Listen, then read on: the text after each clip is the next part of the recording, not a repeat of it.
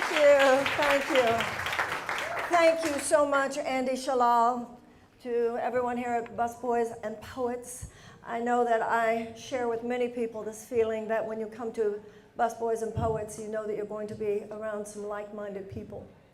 And the idea that like-minded people, particularly with some of the ideas that we're talking about here tonight, could actually turn that like-mindedness into political force at a time such as this could not be a more critical topic. It's not enough that many of the ideas, particularly progressive issues and values that so many of us feel strongly about, are shared by the majority of Americans. I mean, you could look at poll after poll. The majority of Americans want universal health care. The majority of Americans want free college. The majority of Americans want a lower military budget. The majority of Americans want greater action on climate change. The problem is not that people don't want that. The problem is the institutional resistance to the will of the people actually being served in the United States. And that, to me, is the conversation that all these like-minded people need to be having right now.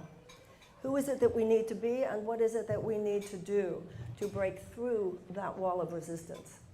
I want to begin by talking about some experiences that I had this week, like telling you about my summer vacation, but it was actually telling you about my week, and particularly two things that happened to me this week.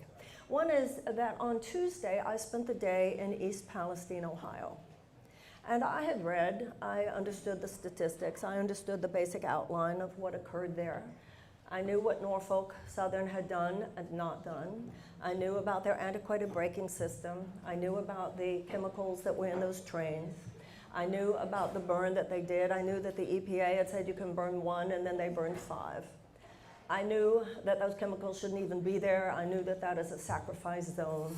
I knew that this is not an uncommon occurrence, treating neighborhoods and areas like this in such an irresponsible way.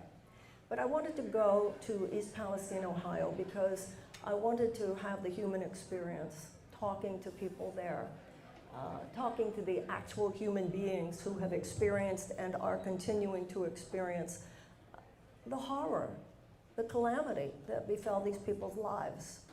And I heard story after story. I asked people if they would come up and tell their story. And of course, you've got to remember that you're talking about an area of the country, and actually my point is that that is most areas of this country, where the people do not live lives where they can absorb a calamity, because they're already living on the edge. And so what happened here was not only what Norfolk Southern did, it's so much worse than the train derailment. It's what the EPA did not do. It's what the state government still isn't doing. It's what the federal government still isn't doing. It's about the profound neglect of people who have been tested. They know they have benzene poisoning. They know they have vinyl chloride poisoning. And there's nothing that they can do. Now, I wonder what most people in this room would do if, God forbid, something happened to your house tonight. Let's say you go back to your apartment and there was a fire. Would you know where to go? Where would you go? What would you do? And my real question is, what would you do if everybody that you know, including your family, was in the same situation? Where are you supposed to go? And you are told that all of this is contaminated. It's not just your body that's been contaminated. Don't touch that table. Don't touch that bed. So even if you could sell your house, which you probably cannot do, because who's going to buy that house now? Don't take those pieces of furniture with you, because they are all contaminated. And what about the kids who go to school? The situation is so much worse just hearing human beings talk about it than anything you can even imagine. And there's basically no hope, because they write to the EPA, or they write to Sherrod Brown, or they write to J.D. Vance, or they write to Governor DeWine, or they write to Joe Biden, what geniuses in this town told him he shouldn't even bother to go there? Trump went there, showed up with uncontaminated water. I wonder how much money that operative, that genius, was paid to say you don't have to go to Ohio, right? But this is what was really interesting to me that I left with and I can't stop thinking about. I was so impressed by these people, smart people. People who, they know exactly what happened, and I was very impressed by these people, and they were nice people, and they were good people. And there was this one woman, I'm not going to say her name, let's say her name was Carly. And Carly was, she was in the face of Norfolk Southern. She was in the face of the EPA. And what they do is these people have to go live in hotels, but Norfolk Southern won't give them the money. They have to put the money down for the hotel, and then Norfolk Southern might reimburse them. But you don't really know who's going to get reimbursed and who's not going to get reimbursed. And people who are 2 miles away from the train derailment, they have rashes and bloody noses and all of these horrible symptoms. But Norfolk Southern is saying, oh no, just 1 mile. There's a line past which we're not responsible. So this one woman named Carly, so-called Carly tonight, she was, in their face, and she really knows what Norfolk Southern is doing, and she knows what the EPA hasn't done. And these people know that even when they came in, because they were begging them. I remember after Fukushima reading about a man who was begging when the Japanese officials came to his town. He was begging, here's my urine, please test my urine, and the official just closed the elevator door in his face. These people are begging, please test my well, please test my air. And then even when somebody comes to test the air, it was a testing done by a company hired by Norfolk Southern. But this is what really got me. So Carly is in their face, and she's describing how she goes up to Norfolk Southern, and it was interesting because the people who made the most noise, who would not back down, who demanded help, they were the ones who tended to get it because nobody wanted to have to deal with people like that. And I made some comment about Carly. I said, that's what we need. She said, I'm a relentless and a persistent woman. And I was saying, that's what we need in this country, more persistent and relentless women. And everybody was going, yeah.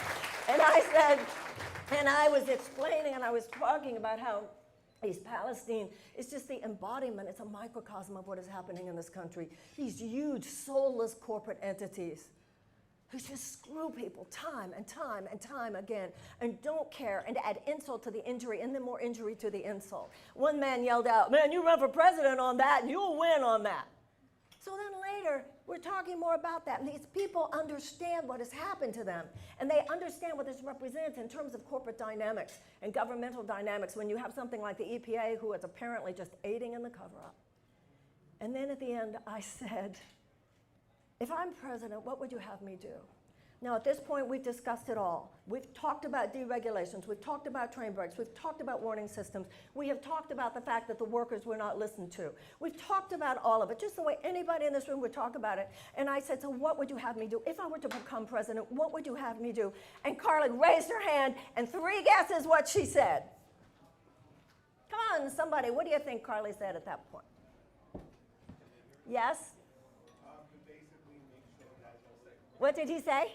I said never give Norfolk Southern another government contract. Right, Norfolk Southern, something having to do with Norfolk Southern. Does anybody else have any ideas? Yes, sir. Nationalize Norfolk Southern. Nationalize Norfolk Southern. Anybody else have any ideas? Anybody? Protect the Second Amendment. Oh, I get it now. Fascinating, huh?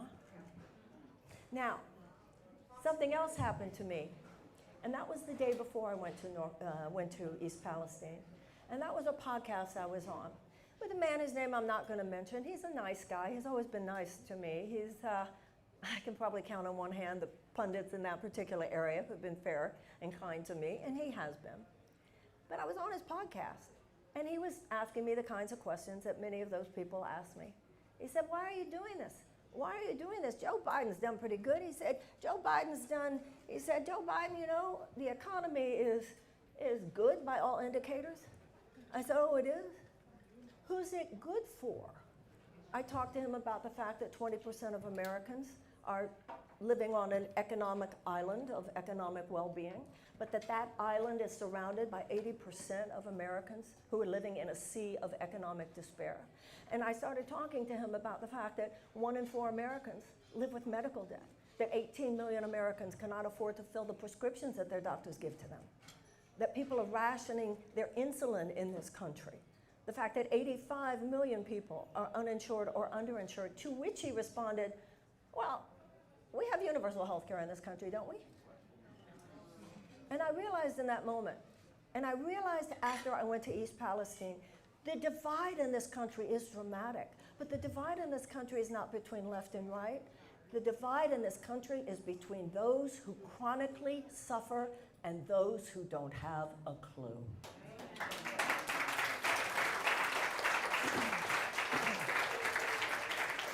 You know, one of the reasons I wanted to move to Washington, D.C. after I ran for president last time was because, you know, I wanted to get the feel of the energy here, to really be in this area where, you know, I'd already been in the belly of the beast. I wanted to know what the energy was here, and it was interesting to me because I already had so often heard that Washington, D.C. is a bubble. That's what they call it. It's a bubble, but it's more than a bubble.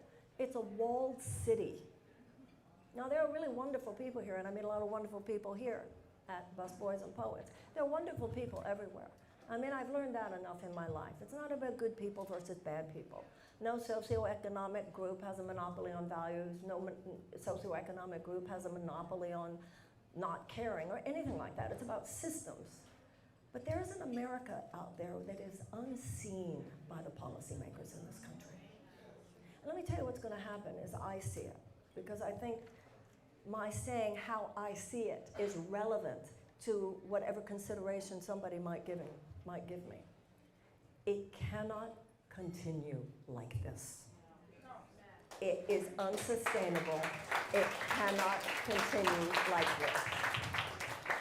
Things are going to get very, very, very much better, or they are going to get very, very, very much worse.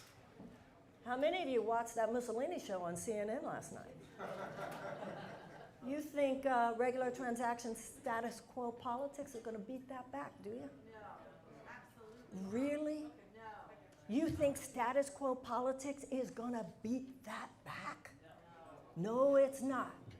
And our problem is not going to be people who just believe in Donald Trump. And when Donald Trump said, you know, I could shoot somebody on Fifth Avenue and I would get away with it because some of my supporters wouldn't care, I think he's actually right. So why do we keep trying to convince those people otherwise? You could put this man in jail, they won't care. The danger to the Democrats in 2024 is not people voting for Donald Trump. The danger to Democrats in 2024 is droves of people staying home.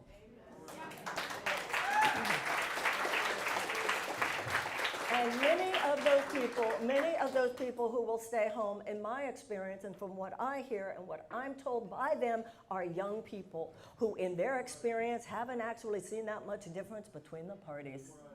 There hasn't been that much visceral difference when it comes to their health care. There hasn't been any visceral difference when it comes to their ability to get educated. There hasn't been any visceral difference when it comes to their getting out of the shackles, these invisible chains of these college loan debts. And the idea that generation, everywhere I go, and I'm going to do it right here, right now, how many people in this room have either heard a young person say or are a young person who has said, under normal circumstances, I would think about having children, but given the state of the planet, I don't think it would be a responsible thing to do. Please keep your hands up. Please keep your hands up. And I want everybody in this room to now look around. This is not normal. This is not normal. So you think a younger generation, given the fact that what just happened right here, that many hands in this room going up, saying under normal circumstances, I would consider having children, but I'm not going to do that because of the state of the planet. The fact that that is my experience in every room I go into and ask that question in every state that I have asked it, and there have been many, you think that generation is going to show up and go to political war for a man who approved the Willow Project? No. Really? A man who has given more permits for oil drilling than even Donald Trump did? A man who won't even reopen the East Jerusalem consulate for the Palestinians? A man who will not even mention what is happening there this week? A man who will not even mention that what is happening on the southern border right now, oh, you think we have an issue right now? You think we have an issue with all those desperate people trying to get in here? Oh, it's such an immigration crisis. Oh, America has such a crisis. Poor America, we have such a crisis. The crisis is not our crisis. Our crisis is the humanitarian crisis of all those thousands of people, tens of thousands, even hundreds of thousands of people who are escaping the most desperate situations, who are moving through the most harrowing journey to get here in hopes that maybe they could get a job as a busboy and raise their children in peace. And the United States of America, let me tell you, needs a leader who will say, America, I love you, but this is what we're going to do now. You're going to look in the mirror. That's what we're going to do. We're going to look in the mirror. And we are not going to ignore the role that U.S. foreign policy has played in Latin America for decades now that has contributed. And many of those sanctions in Latin America that we just assumed would be the things that Biden would reverse. We talk so much about how he's gone so far left. What we should also be talking about is how many Trump-era policies have remained in place. Not all of them, but a lot of them. And so we have to have a very, very serious conversation among ourselves. And remember, when I say among ourselves, let's remember how many millions of Americans do not disagree with the things that we were talking about here tonight. But if we continue to go along, it's interesting as a woman to be erased. It's interesting as a woman to be invisibilized. My friend Stephen Donziger was talking about how he has talked to all these environmental activists, and they've talked about, he said, wow, the Willow Project, and he is permitting all of this exportation of liquefied natural gas and more oil permits than even Donald Trump had allowed. And Stephen told me how many environmental activists have said, well, what else have we got? Hello? What else have we got? No, what else are we not willing to look at? I remember during the 1990s when Barbara Ehrenreich wrote an article that was in the New York Times, and it was something that hit me like a brick to the forehead. She said, what has happened to the left in this country? She said, I'll tell you what happened to the left in this country that has been so devastating to the left in this country.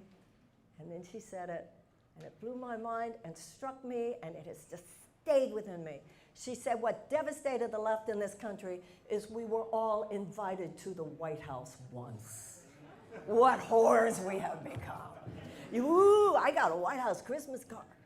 I remember somebody telling me when Obama became president, a man I know who runs a huge poverty organization, I said, what's the difference between the Obama presidency, the Obama administration, and the Bush administration? You know what his answer was? The Obama administration returns our calls. Boy, have we been played. Boy, have we been played. Well, they'll still take my call. They'll schmooze me. They'll tell me they really care. A man who was in East Palestine, who was one of the activists there this week, told me that he had attended a meeting in the White House and had been told by a Biden official, well, we didn't know people are actually sick. We didn't know people are actually sick. So I believe that we need to make a complete U-turn in this country. And I appreciate the incremental changes that this president has done that in some ways have been positive. But we are a big ship and we are headed for the iceberg. And status quo incremental politics just means we will hit the iceberg at a different angle. We need to do more than hit the iceberg at a different angle. We need to turn this ship around. We need to turn the ship around. We need an economic U-turn in this country. And the economic U-turn that we need in this country means issues and policies that are considered moderate positions in every other advanced democracy. Every other advanced democracy plus other advanced countries have universal health care. Every other advanced democracy has free college tuition and tech school. Every other advanced democracy has free child care. Every other advanced democracy has paid maternity and paternity leave. Every other advanced democracy has guaranteed sick pay. Every other advanced democracy has guaranteed livable wage. And we sit there while these people say to us, oh, well, it's complicated. How long before we just yell from the bottom of our guts? It's not complicated. It is just so corrupt.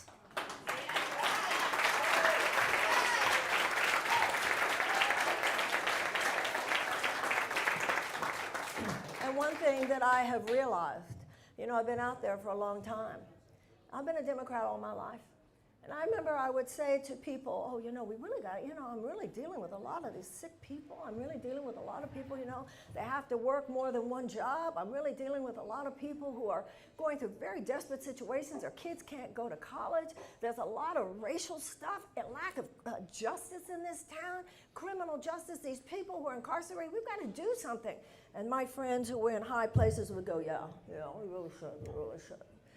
And then I would ask them again 5 years later, we really need to do something about this. You know, this is really becoming terrible. You know, people can't live like this. We have the majority of Americans living in chronic economic anxiety. We have a third of Americans who are living in economic instability. We have a third of American workers living on less than $15 an hour. They can't find a place to live. We have half of our seniors living on less than $25,000 a year. And I would say to these same friends in high places, you really got to do something. And they say, oh yeah, we're going to do a little bit here, we're going to do a little bit there, we're really going to do that. And after about 10 years, I realized, oh, you sweet motherfuckers, you're not going to do anything.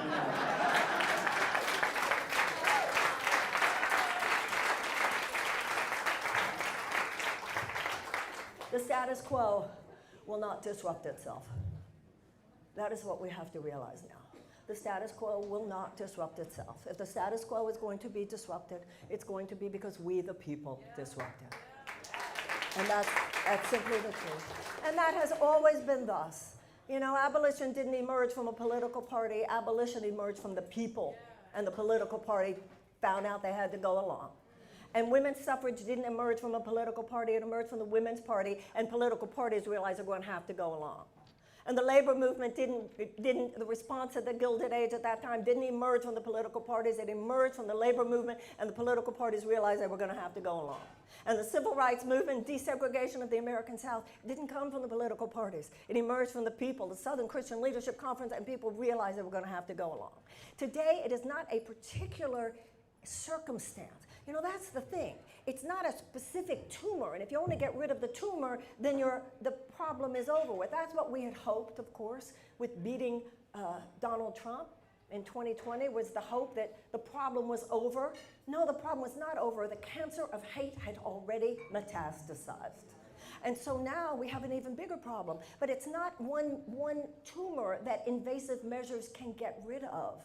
It's lack of health care over here. It's chronic economic anxiety over there. It's the mental health crisis over here. But darn, can we talk about the source of that mental health crisis and how much of it has to do with poverty and the economic chronic anxiety that people are living within? No. Let's try to make it about something else so that another pharmaceutical option can make another multi-billion-dollar fortune profit center off that area of human suffering. And so what's happening now, it's more like an atomizer spray of injustice.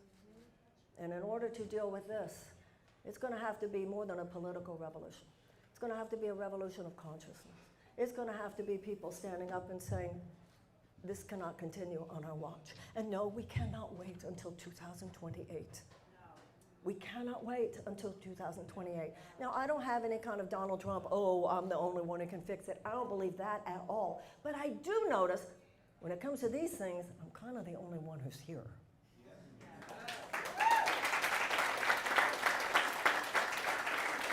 And you might ask yourself, where are they? Where are they all? Why are they coming over the hill? Have you ever asked yourself that? Because it's a machine, because it's a game. It's a game while people are suffering. And human suffering is not a game. And this situation will not fundamentally improve. There will not be a fundamental pattern disruption unless enough people stand up. And as we stand up, we're going to need more than data. The era of data collection is over. That's why, you know, I love this bit about reparations, right? So the White House has said that they support H.R. 40. H.R. 40, it's funny, it was that particular bill was articulated by an old friend of mine, the late John Conyers. John Conyers is the first person who would be rolling his eyes. He would say, that was then, this is now. We really don't need to collect any more evidence. We kind of know what happened. We don't need another study about the effects of slavery. on generation after generation after generation of American black people. We don't need another study, and we don't need a president who says, yes, but I think Congress should handle that. Wink, wink. Another study, wink. And Congress handle it, wink. No, we need a president who says to black leaders, we're going to go to Camp David next weekend. Let's put some money on the table and get this conversation started.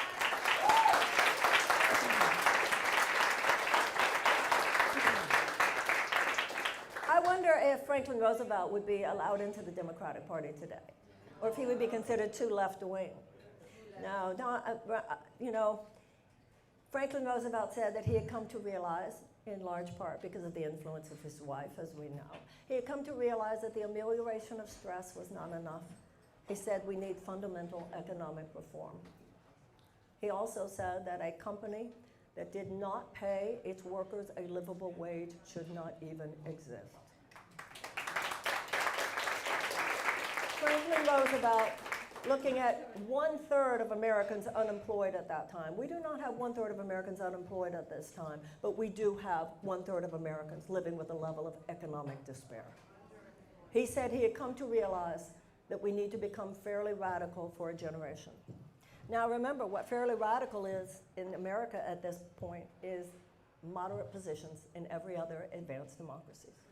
I'm reminded of Winston Churchill saying that you can always count on Americans to do the right thing as long as after we have exhausted every other option. And that's pretty much history. You can count on Americans to do the right thing after we have exhausted every other option. And what I would say to you is I think we've exhausted every other option. We are now faced with a challenge. You know, some people say, Marianne, how could you be running? Don't you understand the fascists are at the door? Ladies and gentlemen, and everyone else, I'm running because I understand that the fascists are at the door. And I understand the story of David and Goliath, and I'll leave you with this. The story of David and Goliath is not just a story about small versus big. That's just the least of it. The story is about the fact that with all the warriors of Israel who knew, the Israelites knew that this Goliath was so big, and the giants were laughing at all those great warriors. And David wasn't even a warrior. He wasn't even one of them. You know, he was a fringe, not serious kind of guy. And he goes in there and he says, I'll do it. They said, you'll do it? He says, yes, I'll do it.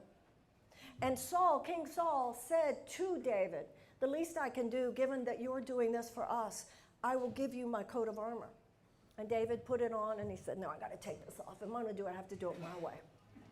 And the way David did it was that David took his slingshot and he hit the giant in the one place where the giant is vulnerable, between his eyes. The giant had no soul. He hit him in that proverbial third eye, which is on the dollar bill, the Great Seal of the United States. That's how he defeated the giant. Not that he was big, not that he had the technological power, not that he had the financial power, not that he had the warrior power, but what he had was soulfulness. And that giant has no soulfulness. Whether it is the ideological threat of fascism, which is attacking us from the outside and attacking our democracy, or neoliberalism itself, which is eroding our democracy from the inside. Neither one of them. They have no soul. They have no soul. They have no ethics. They have no concern. They have no compassion. It's a machine. It's not that the individuals don't. This is not about not nice people. This is about the way our country operates right now. It's about a soulless economic system which has our government in its grip.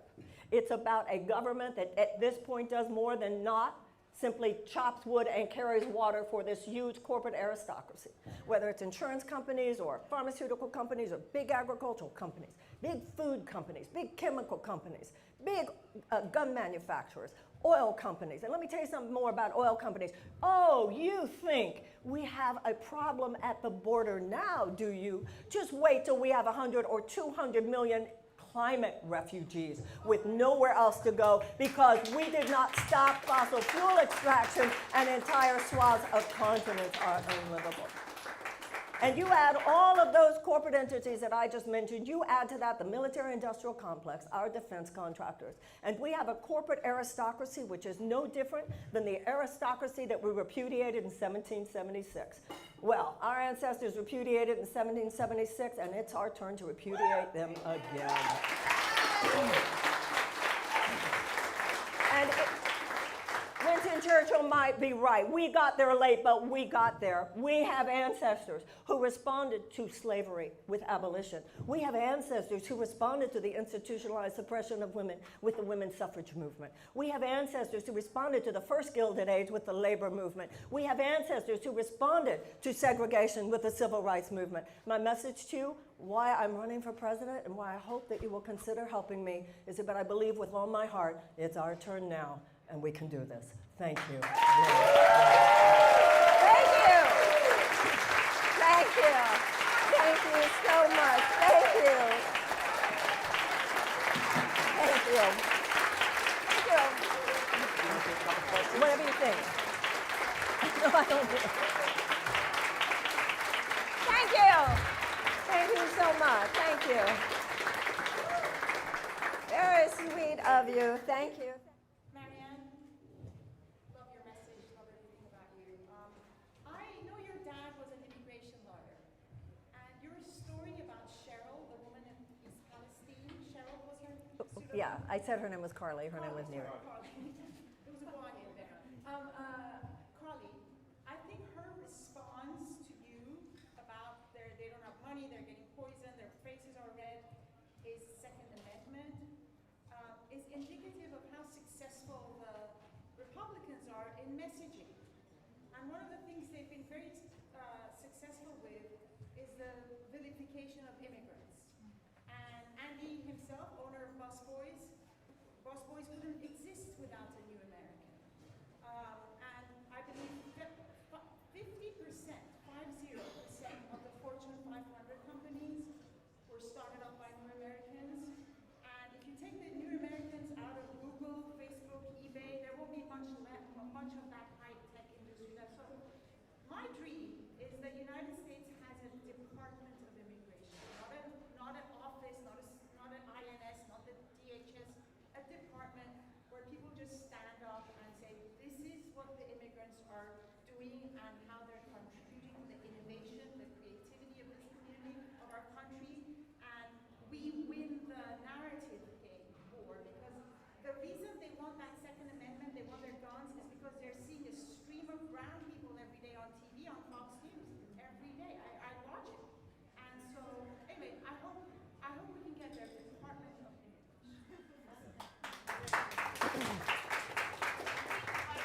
The narrative about immigrants over such a short period of time, too, the demonization of immigrants has truly been a horrifying thing to see, and the absolute lies.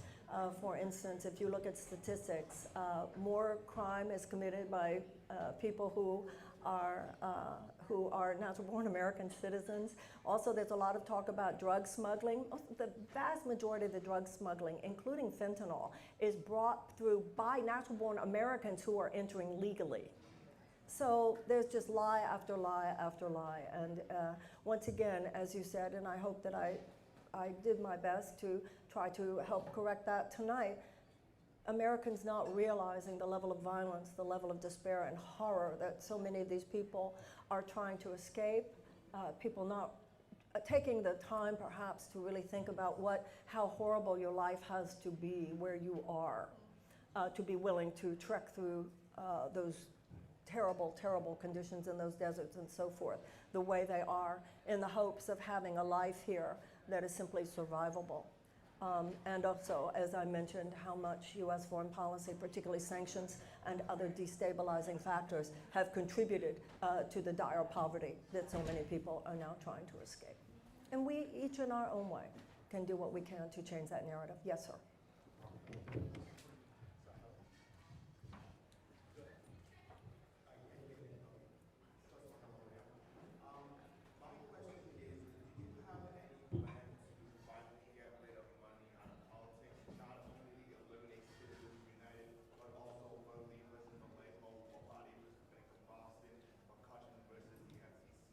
I just heard him. I heard what you said until you said Citizens United. And then what did you say after that? Berkeley versus Vallejo, Bellotti versus the Bank of Boston. Well, that was before even Citizens United, of course, and those are Supreme Court decisions. We all know that the fact that Donald Trump was given 3 opportunities to appoint Supreme Court justices is, wow.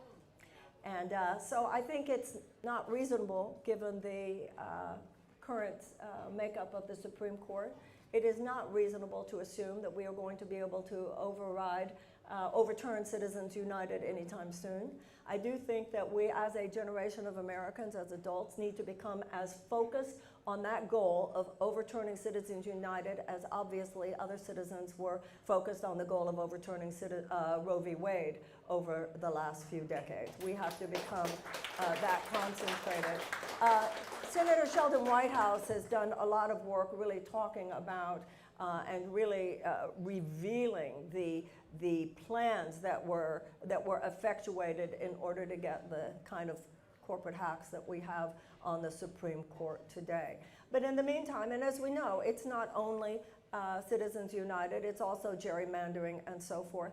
I think when I go out into the country, I think people really understand that ground zero, not just on the issue of women's rights, also on the issue of transgender and so many other issues, gutting child labor laws, which you see now in Arkansas and Iowa, which I find particularly horrifying. When it comes to women's rights, it's so much worse than abortion rights. You've got that 6-week ban in Florida when many women don't even know they're pregnant yet. Do you know that there are 21 legislators in South Carolina who've actually signed on to a bill that would have a woman who had had an abortion executed? But I have to tell you something. If you haven't read about what's going on in South Carolina, the women in the state house there are amazing. And it's not just Democratic women. It's also Republican women and independent women who are pushing back. There's a real story of women, some brave, brave things that are going on, pushing back in South Carolina. And what I talk about quite a lot when I'm out there is that we need, as I said before, we need an uprising inside ourselves. You know, I think particularly, I think those of us more on the left have thought, well, you know, I vote in the midterms, I vote in the presidential, you know, I do my civic duty. At this point, we have to become a generation who sees citizenship and civic activism as simply a layer of a well-lived, meaningful life in a way that has never been true before. And when I say this out in the country, that you need to, you know, you need to make a hot date. I'm going to a city council meeting on Tuesday. You want to come with me? You know, that has to be what we see as what we do with our lives, that you know what's going on in your cities, and you know what's going on in your communities, you know what's going on in your state houses. And when I say to progressives out in the country, I feel that I'm heard when I say, it should never have gotten this bad. We should never have let it get this bad. But it's the 11th hour, but it's not midnight yet. In terms of what you're saying, the bottom line answer to what you're saying, though, sir, is there's only one thing that can override this, and that's citizens at the ballot box. Not that that electoral politics is the only thing. You know, you see things like the revitalization of the labor movement. It's got to be an inside-outside. But we have to begin seeing marching to the ballot box the way other generations saw marching in the streets.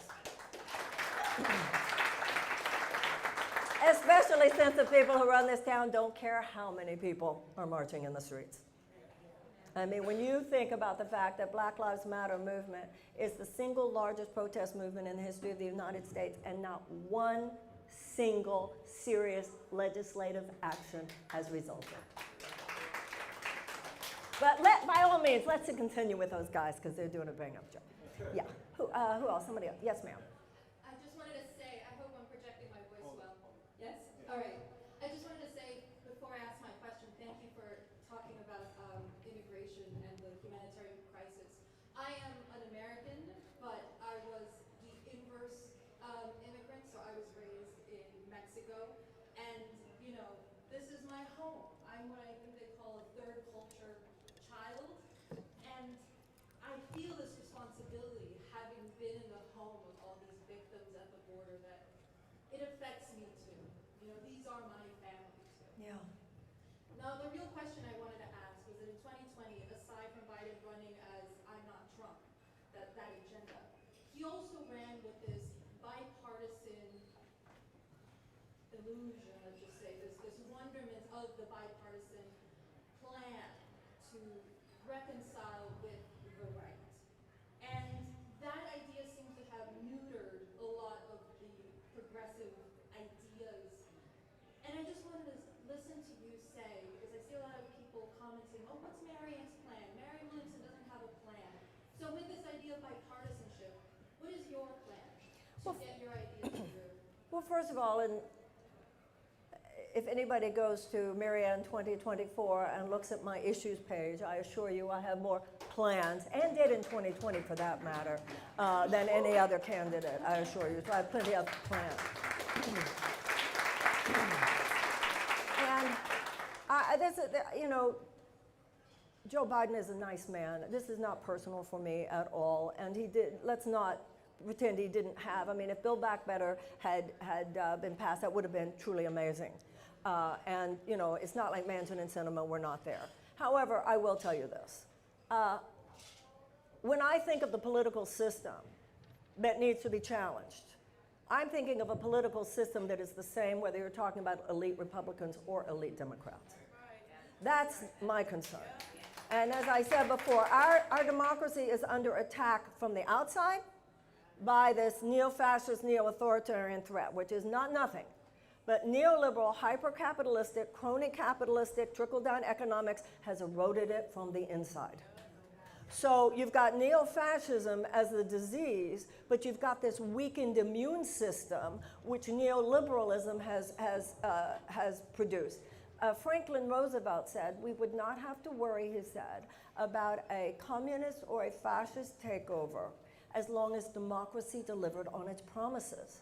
That is the problem here. Democracy has not delivered on its promises. If democracy was delivering on its promises, 1/3 of Americans would not be living in huge economic despair. We would not have the highest poverty rate of any advanced democracy, the highest child poverty rate, 1 million American children who go to school, but they live in a car with their parents, they are homeless. If democracy delivered on its promises, we would not have these huge issues that has to do with the quality of our food, the quality of our air, the quality of our water, the guns on our street, this gargantuan military budget, which is doing very, very little to keep us secure. We have really got to take on this topic, national security. What does that even mean when people don't have homes that are secure? They don't have a living that is secure. They don't have health that is secure. They don't have water that is secure. They don't have, what is national security? Right? So at this point, we are living at a time where this has to be challenged. This kind of corporatist mentality has to be challenged wherever it is. Today's, the establishment corporatist Democrats today are who the Republicans were when I was growing up. And when I was growing up, liberals, what we think of today as progressives, were not treated like unruly children. We're treated like unruly children by those who would say that we're trying to hijack the Democratic Party. Well, I'm sorry, I've read American history. They hijacked the Democratic Party. We didn't want it back. We're Eleanor and Roosevelt, they're the DuPonts and the Morgans. Once again, nice people. It's not about not nice people. And that's really important. Not every rich person is a greedy bastard. Not every person in power is completely emotionally distant from the ravages of human suffering, although enough of them are that it's a serious problem.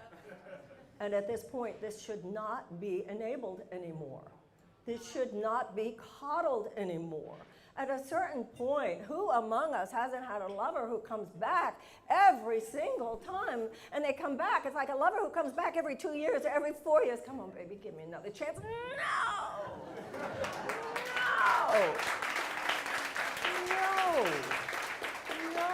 The hour is too late. And I have to tell you something about that crowd that runs things. I swear to God, I don't know what they're so proud of.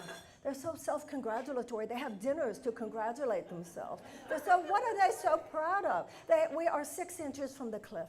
We are 6 inches from the cliff in terms of the state of our democracy. We are 6 inches from the cliff in terms of the state of our economy. We are 6 inches from the cliff in terms of the state of everything that is most precious to us. Now, they would argue, and I'm going to bring in myself a little bit on this because I am running. These people would argue that only someone who has had a career for decades entrenched in the car that drove us into this ditch should possibly be considered qualified to lead us out of this ditch. I disagree with that entirely. This town is filled with very good political car mechanics. The problem is not that we don't have good political car mechanics in Washington. The problem is that we are on the wrong road. So I'll tell you something, and these will be my final words to you, and I'll let you have your night, and I'm so grateful that you came here. You're right. I really, my qualification is not that I know how to effectuate and maintain that dysfunctional, malevolent system, but I do believe I stand before you with the qualifications to help disrupt it. Thank you very, very, very much. Thank you. Thank you so much. Thank you. Thank you. Thank you so much. Thank you. Thank you so much. Thank you. Thank you. Thank you so much. Thank you. I want to answer really quickly because there's an issue that is really pressing for Okay. us. Julian Assange. Julian I know we talked Assange, about Julian yes, Assange before. yes, So please, can you just give us where you stand on that and where that issue needs to go? Yes, Julian Assange should not be in Belmarsh prison. He should be home with Stella and those two beautiful little boys. Julian Assange, it's just stunning to me the way journalists in this country don't seem to realize that if they can do that to Julian Assange, they can do that to any of you. We have a national security press, which at this point has become, in too many cases, not entirely, but in too many cases, little more than stenographers for whatever the Defense Department's spokesman tells them. That Defense Department, where our Secretary of Defense is a former Raytheon board member. And so they call journalism just taking down whatever those secretaries tell them. They know they did that with Iraq, and yet how different is it even now? That's what was so horrifying about last night. It was like a throwback. Didn't we already see this terrible movie? So Julian Assange being tried.